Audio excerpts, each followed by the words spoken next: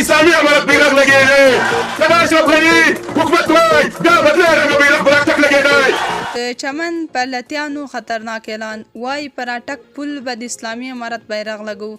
دا چې د منظور پښتين ترڅنګ نورو څه ویلي جزئیات هم دلته وګورئ او چینل هم سبسکرایب کړئ. اوس به یوازې پنجاب ستایي، اوس به دا ولس قدمونه درڅخي درته خبر مې ځغلي. د ده د پلار وطن نه دی، نه زه په پاکستان پسې تللی یم، پاکستان زما پر مځکه جوړ شوی دی. د چمن پلت او د لغړیانو مشر غوث الله نن په خپل تازه بیان کې وویل پنجابیانو اټک کې پر هغه پښتنو بندیز لګولی چې غواړي پنجاب ته دننه شي او ترڅو چې ورته ضمانت او یا اسناد ورنکړي نو پښتنو ته اجازه نه ورکوي ترڅو پنجاب ته دننه شي.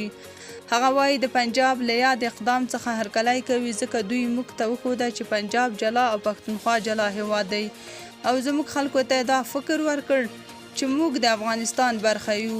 نوموړی وایي وخت راغلی چې زموږ مشران پریکړه وکړي او د اسلامي امارت بیرغ په اټک ولګوي. هغه زیاتوي که د اشرف غني حکومت وای نو بیا به 3 رنګه ملي بیرغ پر اټک لګېده. بلخوا د پښتون ژغورنې غورځنګ مشر منظور پښتين چې د چمن په پلت کې د ګډون پر مهال وینا کوله وویل پاکستان په قانون اسلام او جرګو کې د پښتنو حق نه ورکوي خو پښتانه به د خپلو حقوقو ترلاسه کولو لپاره له هرې ممکنې لارې کار اخلي.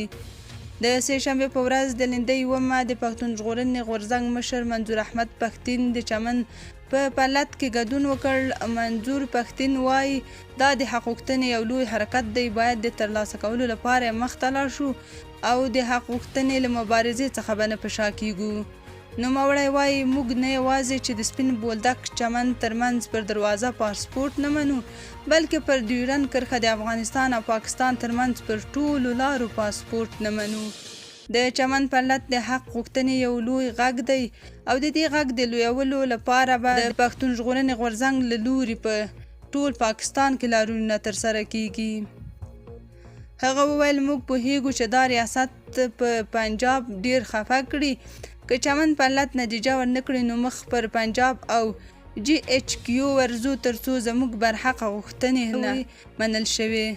هغه یو ځل بیا افغان کډوالو سره د پاکستان وحشیانه ظلمونه وغندل او د بندیدو غوښتنه وکړه.